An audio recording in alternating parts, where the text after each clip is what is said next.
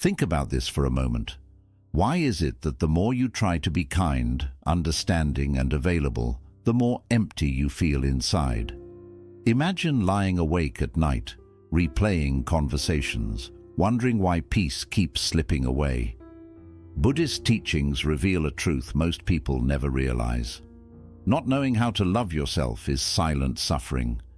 Peace is not found by pleasing the world, but by mastering the self. In Buddhism, self-care is not weakness, it is emotional mastery. Yet many were taught to stop pleasing others only after they break themselves first. So let me ask you, when was the last time you truly chose yourself or spoke to yourself with respect? Where every video is a doorway to calm, clarity, and timeless Buddhist insight you won't find anywhere else. Tonight, you'll learn how to master your emotions, protect peace, and build unstoppable inner strength, and stay until the end. There is one powerful bonus lesson that changes everything.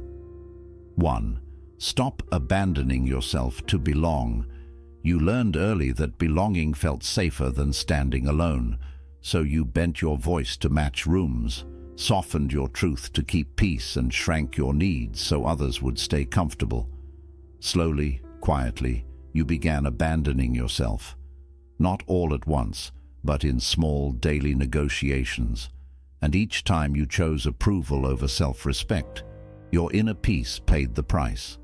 Why does being liked so often cost you calm? And who taught you that trade? In Buddhist wisdom, suffering does not begin with rejection from others. It begins with rejection of the self. When you step away from your own truth to belong, the mind fractures. One part performs, another part aches. This division becomes restlessness, anxiety, and a constant hunger to be seen. What you abandon within yourself, you will endlessly seek outside. Approval becomes a substitute for inner stability. Look closely at modern life. At work, you say yes when your body says no. In relationships, you stay silent to avoid conflict. On social paths, you wear masks that exhaust you. Each compromise seems small, but together they train the mind to believe love must be earned through self-erasure. This belief quietly drains dignity and invites resentment. Can peace survive where self-betrayal is normalized? The Buddha taught that self-care begins with right alignment, not aggression, not isolation, alignment. The habit here is simple but demanding. Pause before you please. Ask, am I honoring myself, or am I trading myself for comfort? When the urge to bend appears, breathe. Let discomfort rise without obeying it. Stillness is not weakness, it is strength without noise. Imagine a tree bending toward every passing wind. At first it seems flexible, but over time its roots loosen, its trunk weakens. Now imagine standing upright as the wind passes. You do not resist, you do not chase, you remain grounded. Close your eyes and feel that posture inside you, the strength of not needing to bend. What would change if you stood firm today? This habit transforms relationships. When you stop abandoning yourself, others meet the real you, or they leave. Both outcomes protect peace. You no longer negotiate your worth or rehearse your identity. You act from wholeness, and wholeness does not beg to belong. It simply is. Ask yourself honestly, where do I betray myself to avoid discomfort? Whose approval still controls my choices? The moment you choose self-respect over applause, the mind settles.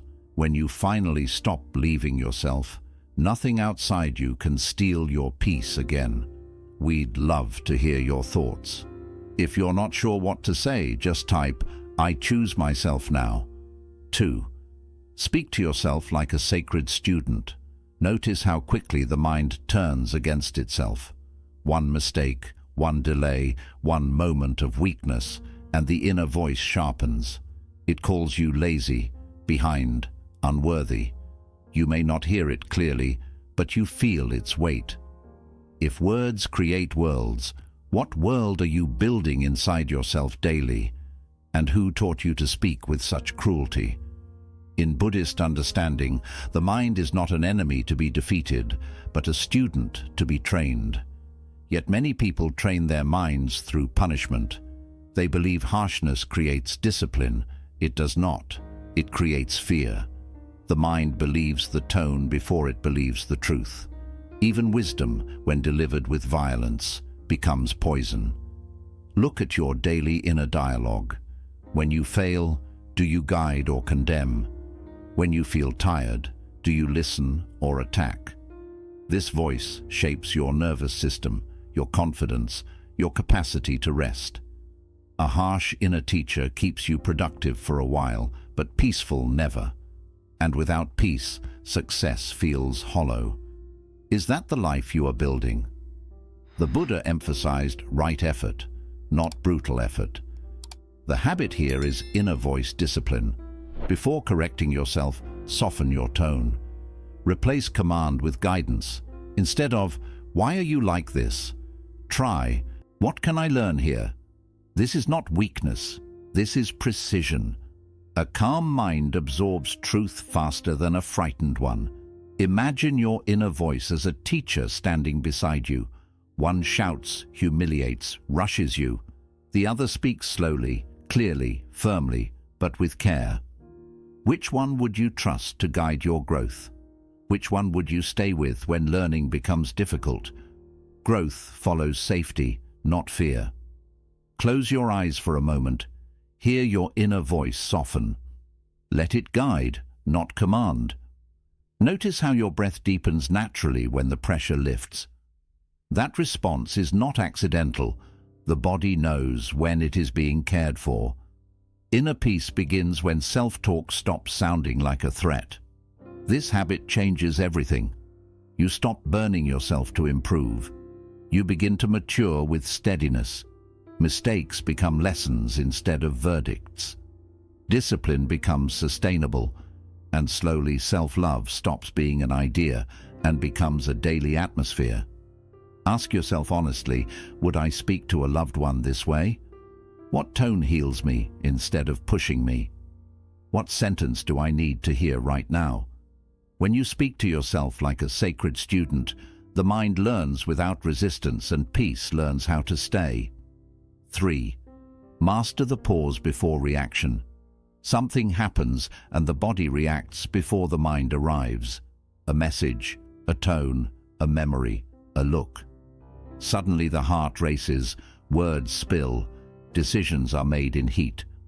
Later, regret follows quietly. You tell yourself it was automatic. But what if your power does not begin in response but in restraint?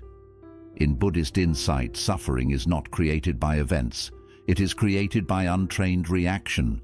The world strikes the bell and the bell rings because it has not learned stillness. Between stimulus and suffering there is a breath. Most people never enter that space. They live at the mercy of impulses, calling it personality, calling it honesty, calling it strength. But peace cannot survive without pause.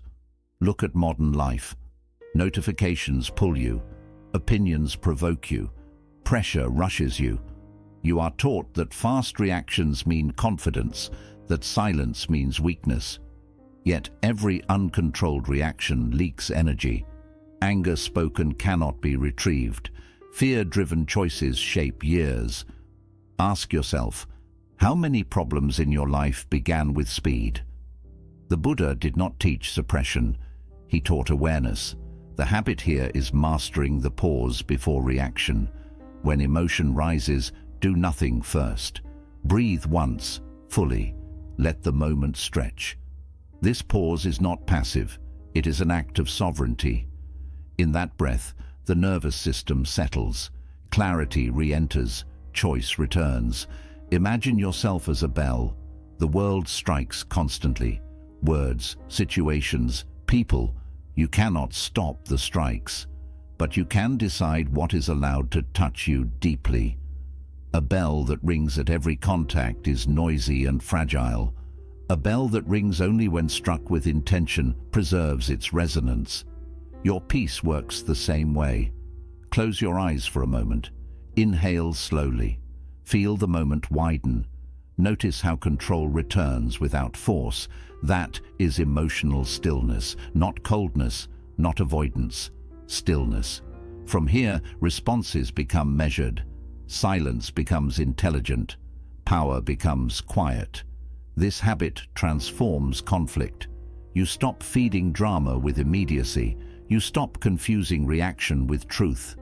Others may push harder when you pause, but eventually they feel your gravity. Calm unsettles chaos. Restraint reveals authority. And you discover something unexpected. You are no longer easily controllable. Ask yourself honestly, what triggers steal my peace fastest? How often do I react instead of respond? What would silence protect today? When you master the pause, emotions stop driving you and begin informing you. And when restraint becomes your refuge, nothing external can rush you into losing yourself again. Release the guilt of choosing yourself.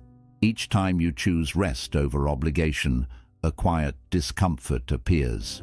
When you say no, guilt whispers that you are selfish, ungrateful, wrong. You may obey that voice automatically, returning to old patterns of overgiving. Why does self-care feel wrong, yet self-betrayal feels familiar? In Buddhist understanding, guilt is not always wisdom. Often, it is inherited conditioning. You were taught that love means sacrifice without limits, that worth is proven through exhaustion. Guilt is often the echo of conditioning, not conscience. When you choose yourself, the mind panics, not because you are doing harm, but because you are breaking a pattern. Look honestly at who benefits when you neglect yourself. Systems of overwork, relationships built on your silence, expectations that never ask how you are. Guilt keeps you compliant. It trains you to confuse endurance with virtue. But a depleted mind cannot generate compassion. An empty body cannot sustain peace. Who taught you that burnout was noble? The Buddha did not praise self-erasure. He taught balance. The habit here is deprogramming pleasing. When guilt arises after choosing yourself, pause. Do not argue with it. Observe it. Ask, is this conscience or conditioning? This question alone loosens decades of learned obedience. Awareness breaks spells that effort never could. Imagine a bird raised in a cage. The door opens, yet the bird hesitates. The sky feels too wide. Freedom feels dangerous. The cage, though painful, feels known. You are not weak for hesitating. You are untrained in freedom. Picture the cage door open. Notice how stillness comes before flight. That pause is not fear. It is recalibration. Release does not require rebellion. It requires permission. You are allowed to rest without explanation. You are allowed to choose health over harmony. Each time you act from self-respect, guilt will rise and then fade. Do not mistake its volume for truth. Old programs shout when they are losing control. This habit changes your identity. You stop proving goodness through suffering. You begin protecting peace without apology. Boundaries stop feeling cruel and start feeling clean. And slowly the nervous system learns a new safety. You will not abandon yourself anymore. Ask yourself clearly, who benefits when I neglect myself? What guilt is not truly mine? What does freedom require from me now? When you release borrowed guilt, self-love stops feeling rebellious and starts feeling natural. We'd love to hear your thoughts. If you're not sure what to say, just type, I choose myself now. Build boundaries as sacred gates. You give until you are empty, then call it kindness. You stay available, flexible, agreeable, then wonder why resentment grows quietly inside you. When rest calls, you feel selfish. When exhaustion arrives, you feel useful. Why do you call exhaustion, kindness, and peace selfishness? In Buddhist wisdom, compassion without wisdom becomes self-harm. Care that collapses the self is not virtue, it is imbalance. A temple without gates is not holy, it is invaded. Boundaries are not a failure of love, they are the structure that allows love to remain clean, steady, and true. Look at your daily life. Where do you give more than you have? Where do you say yes while your body tightens? You may believe openness makes you spiritual, but openness without discernment drains clarity. When everything is allowed access to you, nothing inside you is protected. Peace cannot survive constant intrusion. The Buddha taught the middle way, not extremes of self-denial or self-obsession. The habit here is building boundaries as sacred gates. A gate does not reject everyone. It opens with intention. It closes with calm. Before agreeing, pause and ask, do I have the energy for this without abandoning myself? This question alone filters many unnecessary burdens. Boundaries are not walls built from anger. They are gates guided by wisdom. Walls shut the world out. Gates choose when to welcome. When you act from guilt, gates disappear. When you act from clarity, gates appear naturally. You stop explaining your limits. You stop defending your rest.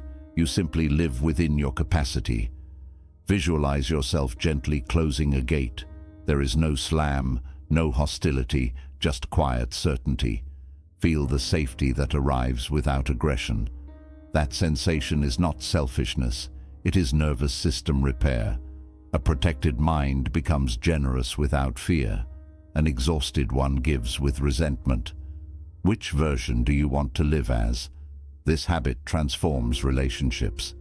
People may test your limits at first. Some may accuse you of changing. They are right. You are no longer available for self-erasure. The ones aligned with your growth will adjust. The ones dependent on your collapse may drift away. Both outcomes restore balance. Notice how boundaries return dignity. Your time becomes intentional. Your energy becomes stable. Your yes gains weight because your no exists. Compassion deepens when it is no longer forced. Peace strengthens when it is no longer negotiated. Ask yourself honestly, where do I give more than I have? What boundary would restore balance? Who am I protecting, including myself? When you treat boundaries as sacred gates, love stops draining you and starts sustaining you. Detach from outcomes, not effort. You work hard, yet peace feels distant. You plan, strive, prepare, and still the mind trembles. Not because effort is wrong, but because attachment has crept in. You grip outcomes as if they decide your worth. What if your anxiety comes not from effort, but from clinging to results? In Buddhist insight, suffering is born when action forgets its place. Effort belongs to you, outcomes do not. When the mind ties its safety to results, every step becomes heavy. Fear replaces focus. Hope turns into pressure. The arrow flies truest when the archer lets go. Precision appears only after release. Look closely at your stress. Is it really the work exhausting you, or the demand that it must end a certain way? You replay futures that have not happened. You bargain with life for guarantees. This constant gripping shakes the inner aim. The body tightens, breath shortens, presence disappears. How can clarity survive under such strain? The Buddha taught peaceful action, full effort without clinging. The habit here is simple and difficult. Give your best, then loosen your grip. Show up completely, then step back internally. Before beginning any task, say quietly, I offer effort, not control. This single sentence realigns the nervous system. Imagine an archer holding the string too long. The arm trembles, the target blurs, power drains. Now imagine release. The moment of letting go is not failure, it is trust. Exhale fully. Picture the string leaving your fingers. Feel calm, replace tension. That calm sharpens action more than force ever could. Detachment does not mean indifference. You still care deeply. You still refine skill, but you stop demanding certainty. When results are delayed, you remain steady. When outcomes surprise you, you adapt without collapse. Peace becomes your base, not a reward you earn later. This shift changes productivity. You move faster because fear no longer interrupts you. Creativity returns because the mind is no longer cornered. Mistakes become information, not identity. Even success feels lighter because it no longer defines you. Can you see how peace improves action instead of slowing it? Here is the reversal most people miss. Detachment strengthens discipline. When results stop threatening your worth, consistency becomes natural. You return to the practice again and again, not to prove yourself, but to express yourself. Action becomes devotion, not negotiation. Ask yourself honestly, where am I gripping too tightly? What happens when I trust the process? How does peace improve my action? When you detach from outcomes but honor effort, anxiety loosens its hold, and life meets you with unexpected precision. 7. Rest without needing to earn it. You stop only when exhaustion forces you. Rest becomes something you negotiate for, something you promise yourself later. After one more task, one more effort, one more proof of worth, stillness feels uncomfortable, even dangerous. Who convinced you that rest must be deserved? In Buddhist understanding, rest is not a reward. It is a condition for clarity. A mind denied stillness forgets its own rhythm. A body pushed without pause begins to speak through pain. The body heals in stillness. The soul remembers itself. When rest is delayed, awareness dulls and compassion thins. Look at how you measure value. Productivity becomes identity. Busyness becomes safety. When you slow down, guilt rises. When you pause, anxiety whispers that you are falling behind. This belief is not truth. It is conditioning. You are taught to equate motion with worth. But constant motion is not aliveness. It is avoidance. The Buddha taught mindful balance, not relentless striving. The habit here is resting without needing to earn it. Choose stillness before collapse. Schedule pauses without justification. Sit quietly, even when the mind resists. Let your nervous system soften. This is not laziness. It is maintenance of awareness. Imagine the moon. It disappears into darkness without apology. It does not shine constantly to prove value. It rests, renews, and returns whole. You too require cycles. When you deny them, your light fades. When you honor them, your presence deepens. Can you trust this rhythm instead of fighting it? Sit for a moment and feel the permission to pause. Notice how the body responds when it is no longer being driven. Breath slows, muscles release. The mind stops scanning for danger. In this space, you remember who you are without effort. Stillness becomes a teacher, not an enemy. This habit reshapes discipline. You no longer burn yourself to stay consistent. You recover faster. Focus sharpens. Motivation becomes clean because it is not fueled by fear. You begin acting from fullness instead of lack. And surprisingly, you do not fall behind. You move with intelligence. Ask yourself honestly, what belief makes rest feel unsafe? What happens when I stop pushing? Can I allow myself to simply be? When you rest without earning it, self-love stops being conditional and peace finds a place to settle. We'd love to hear your thoughts. If you're not sure what to say, just type, "I choose myself now." 8. Walk away without explaining. You feel the urge to explain every decision that protects you. When you step back, you justify.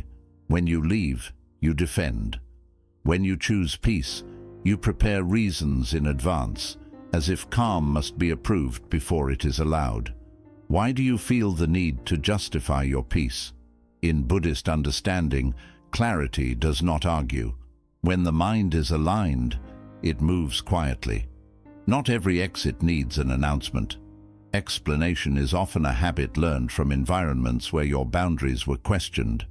You learned to speak so you would not be misunderstood, but over time, explanation became self-erasure. Notice where this shows up. You explain why you cannot attend. You explain why you need space. You explain why something hurts you. Yet the more you explain, the less settled you feel, because deep down, you are not seeking understanding. You are seeking permission, and peace never comes from permission. The Buddha taught dignity through simplicity. The habit here is silent self-respect. When something no longer aligns, you step away without noise. No long speeches, no emotional invoices, just clarity and action. This is not avoidance, it is discernment. Silence, when chosen consciously, is a boundary that cannot be argued with. Imagine a river changing course. It does not gather the land to explain itself. It does not apologize to the old banks. It moves because gravity has shifted. Like a river, you are allowed to move forward without justification. Growth often requires quiet exits, not dramatic endings. Visualize yourself turning calmly away. No anger, no tension. Just a gentle redirection of energy. Notice the relief in your chest when you stop managing other people's reactions. That relief is the nervous system recognizing safety. Over-explaining keeps you entangled. Quiet action sets you free. This habit reveals who respects you. Those who honor your silence will not demand explanations. Those who require constant justification were never aligned with your peace. You are not responsible for managing their discomfort. When you stop explaining, manipulation loses its grip. Pressure dissolves. Authority returns inward. Here is the deeper truth most people resist. Explaining is often fear dressed as kindness. Fear of being judged. Fear of being misunderstood. Fear of being left. Silent self-respect releases that fear. You trust your inner compass more than external validation. And that trust is power. Ask yourself honestly, where do I over-explain? Who doesn't need access anymore? What does quiet strength feel like in my body? When you learn to walk away without explaining, your peace becomes non-negotiable and your self-love becomes visible through action, not words. 9. Let go to return to yourself. You have been holding on for so long that effort feels like identity. You grip roles, expectations, versions of yourself that once protected you but now exhaust you. The fear is quiet but constant. If you let go, something will collapse. But what if letting go is not loss, but homecoming? In Buddhist wisdom, attachment is not love. It is fear disguised as loyalty. We cling to what is familiar even when it harms us, because uncertainty feels threatening. Yet peace does not arrive through control. What leaves was never yours. What stays is you. When something falls away, it is often making space for truth. Look at what you are carrying. Old resentments, outgrown identities, relationships sustained by habit, not respect. You call this weight responsibility, but the body knows the truth. It is tired. The mind knows too. It cannot be still while overloaded. Ask yourself honestly, how much of your suffering comes from refusing to release the Buddha TT detachment, not as withdrawal, but as power. The habit here is letting go to return to yourself, not all at once. Gently, one grip at a time. Begin by noticing what tightens your chest, what demands constant effort to maintain. What keeps you from resting fully. Awareness loosens what force never could think of autumn. A tree does not mourn its leaves. It releases them, because holding on would break it in that release. Strength is preserved. Roots deepen, trunk steadies. Letting go is not weakness, it is intelligence. Responding to season. You too are allowed to change seasons. Close your eyes and imagine something heavy falling away. A name, a story, a burden you have carried to feel worthy. Feel the lightness replace effort. That sensation is not emptiness, it is space, and in space, the self returns quietly without performance. This habit transforms identity. You stop defining yourself by what you endure. You stop clinging to pain to prove depth. When attachments fall, clarity rises. You act with less resistance. You speak with less fear. You move without dragging the past behind you. Peace stops being fragile because it is no longer crowded. Here is the hidden truth.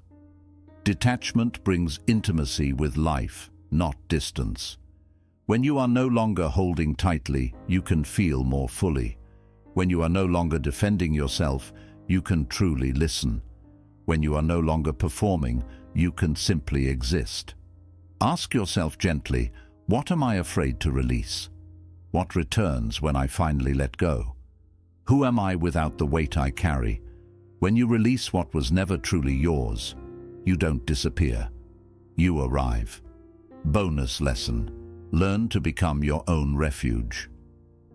There is a quiet question beneath all searching. If everything fell away, roles, praise, certainty, even relationships, would you still feel safe inside yourself? Most people spend their lives building protection outside, hoping something solid will hold them up. But when those walls shake, fear rushes in. The deeper work is learning where real refuge truly exists. In Buddhist wisdom, refuge is not escape. It is returning home. You suffer not because the world is unstable, but because you depend on it to steady you. Peace begins the moment you stop seeking permission. The mind grows restless when your safety depends on approval, results, or belonging. When those things are threatened, the self feels threatened too. Look honestly at where you search for validation. Praise lifts you, rejection hurts, silence unsettles you. These reactions show where your refuge is misplaced. When your identity depends on the outside world, peace becomes fragile. You start performing instead of living. You adjust instead of resting, and slowly you forget how to feel at home within yourself. The Buddha taught the idea of an inner sanctuary, the ability to rest in awareness no matter the situation. The practice is to become your own refuge. When anxiety rises, do not immediately reach outward. Pause and turn inward. Ask yourself, can I stay with myself through this? This question is not denial. It is grounding. Imagine a lamp in a dark room. It does not fight the darkness. It does not ask for permission to shine. It simply glows. In the same way, inner refuge does not require the world to change. It stays steady while conditions move around it. Strength like this is quiet, yet unshakable. Close your eyes and picture a steady light inside your chest. It does not flicker with opinions. It does not fade with failure. Let it stay untouched. Notice how the body responds when safety comes from within. The breath slows, the shoulders relax. The mind stops searching for danger. This is not imagination, it is recognition. This habit changes how you move through life. You stop asking moments to make you feel complete. You stop chasing certainty. When challenges come, you face them without falling apart. When praise comes, you accept it without attachment. When loss appears, grief moves through you, but it does not erase you. Becoming your own refuge does not isolate you. It frees you to love without fear. When you are anchored within, relationships become choices, not lifelines. Work becomes expression, not identity. Rest feels natural. You no longer abandon yourself just to feel safe. You stay. Ask yourself gently, where do I look for validation outside? What does inner safety feel like in my body? How can I return to it each day? When you become your own refuge, the world no longer controls your peace. You carry it with you wherever you go. Here is a quick summary. Stop abandoning yourself just to belong. Self-love begins the moment you stop trading your peace for approval. Seeking validation is a subtle attachment that weakens self-respect. Choosing yourself rebuilds inner stability and emotional strength. Speak to yourself with care, like you would to a sacred student. Your inner voice shapes your emotional reality more than any outside event. Harsh self-talk creates fear. Gentle, conscious words create clarity. Awareness turns the mind from an enemy into an ally. Master the pause before reacting. Power is not in reaction, it is in restraint. Every pause weakens emotional suffering before it begins. Stillness restores control without force. Release the guilt of choosing yourself. Guilt often comes from conditioning, not wisdom. Self-care feels uncomfortable only because self-neglect was once normal. Freedom begins when you stop apologizing for your needs. Build boundaries like sacred gates. Boundaries protect your peace without harming compassion. Endless availability leads to emotional burnout, not kindness. Clear limits create healthier connections and stronger self-respect. Detach from outcomes, not from effort. Clinging to results creates anxiety, not excellence. Buddhist discipline teaches full effort with relaxed attachment. Calm action leads to lasting success. Rest without feeling the need to earn it. Rest is not laziness, it is renewal. Your worth is not measured by productivity. Stillness resets the nervous system and restores clarity. Walk away without always explaining. Not everyone deserves access to your energy. Over-explaining is often a sign of self-doubt. Quiet exits protect your dignity and emotional balance. Let go to return to yourself. Letting go is not weakness, it is wisdom. Letting go ends inner conflict and brings you back to the present. Peace returns when attachment softens. Become your own refuge. True security comes from within, not from circumstances. Inner stability reduces the need for outside validation. Self-trust becomes the foundation of lasting peace. Loving yourself is not indulgence. It is discipline. It is awareness. It is the courage to stop abandoning your inner truth just to feel accepted. Zen philosophy reminds us that suffering does not come from life itself, but from the way we cling, resist, and lose ourselves within it. When self-care becomes conscious, peace stops being temporary. It becomes your natural state. When the mind is no longer divided against itself, the world loses its power to disturb you. You do not need to change everything today. Simply choose one moment to honor yourself without guilt. That single moment is enough to begin. If this wisdom resonated with you, like and share this video, and share your thoughts in the comments. Your reflection may help someone else awaken. For more inspiring Buddhist teachings on living a calm, strong, and peaceful life,